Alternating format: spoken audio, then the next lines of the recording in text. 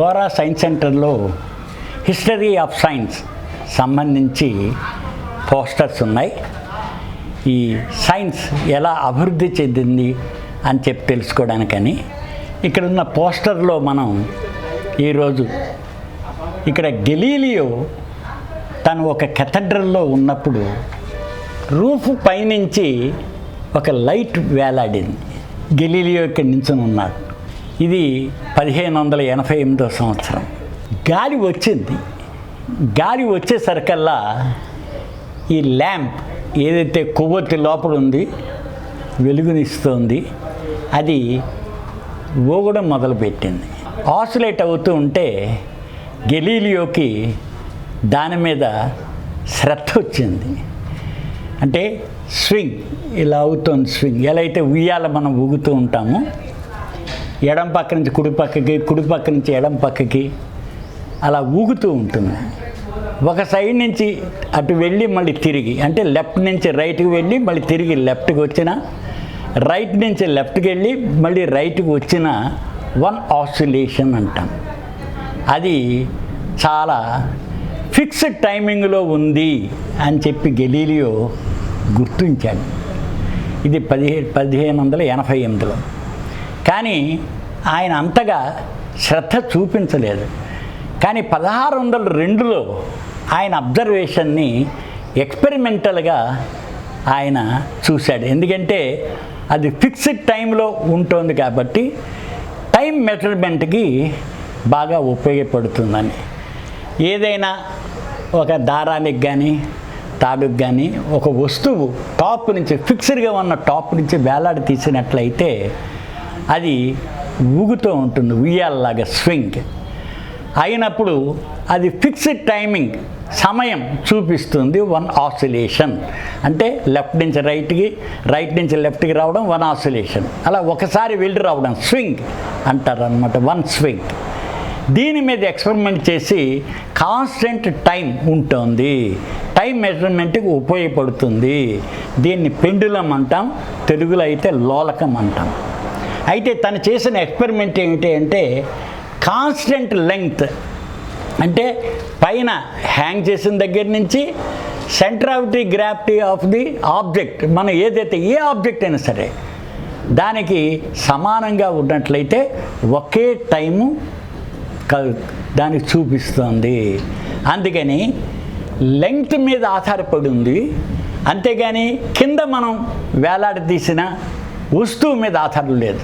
దాని ఆకారం కానీ, దాని బరువు కానీ, లేకపోతే దాన్ని తయారు చేసిన పదార్థం కానీ ఏదైనా సరే ఫిక్స్డ్ లెంగ్త్ ఉన్నట్లయితే అది సమానంగా.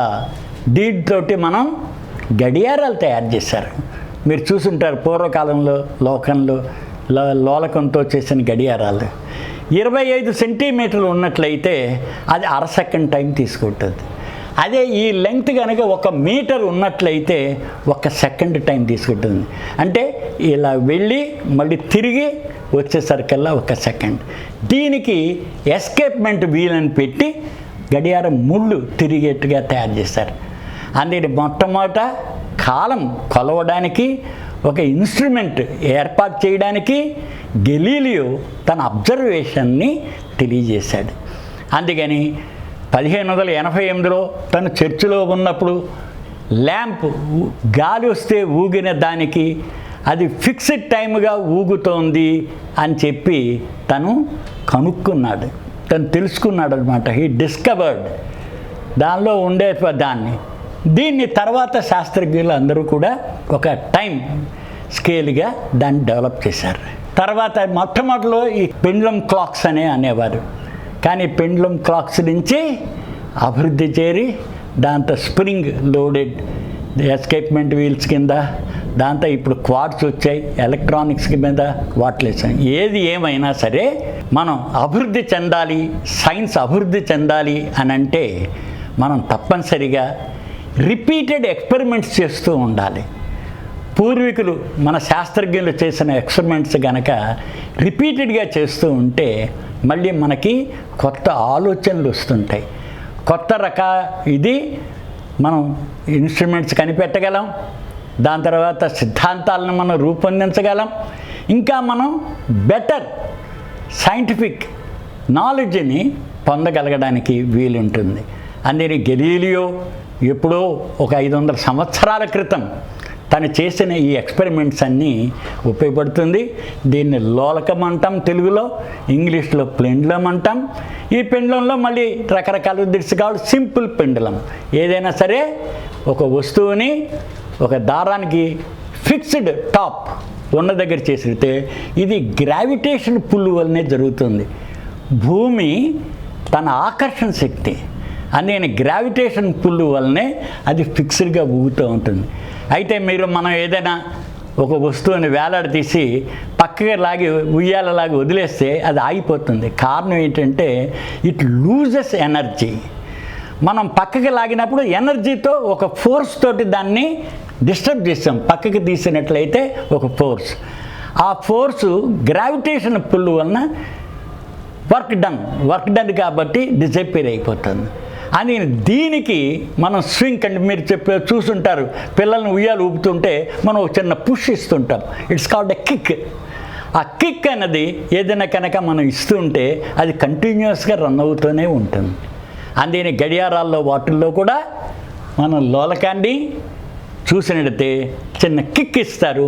ఆ కిక్తో అది కంటిన్యూస్గా రన్ అవుతూ ఉండి స్టాండర్డ్ టైమింగ్ దానిలో చూపించడం. అందుకని ఈ రోజుల్లో ఉండే ఈ సెకండ్ దాన్ని మనం నిమిషాలు గంటలు ఇలా రావడానికి గడియారం రావడానికి కారణం గెలీలియో తన అబ్జర్వేషన్. 1588లో ఒక చర్చిలో తను చేశాడు.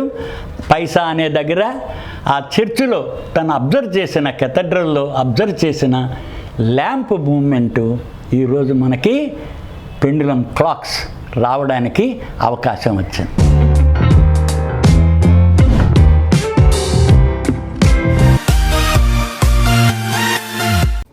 ఈ కార్యక్రమం మీకు ఎంతో నచ్చింది కదా. ఇటువంటి మరిన్ని వీడియోల కోసం అనతి కాలంలోనే 20 కోట్ల వ్యూస్ సాధించిన సమరం ఛానల్స్ సమర్పించు సమరం సైన్స్ వరల్డ్ ఛానల్కు సబ్స్క్రైబ్ చేయండి, లైక్ చేయండి, మీ ఫ్రెండ్స్కి షేర్ చేయండి. అలాగే ప్రక్కనున్న గంట సింబల్ని ప్రెస్ చేయడం మర్చిపోకండి. Please download Samaram Channels app from Google Play Store and watch your favorite channels. Click the bell icon and subscribe to the channels.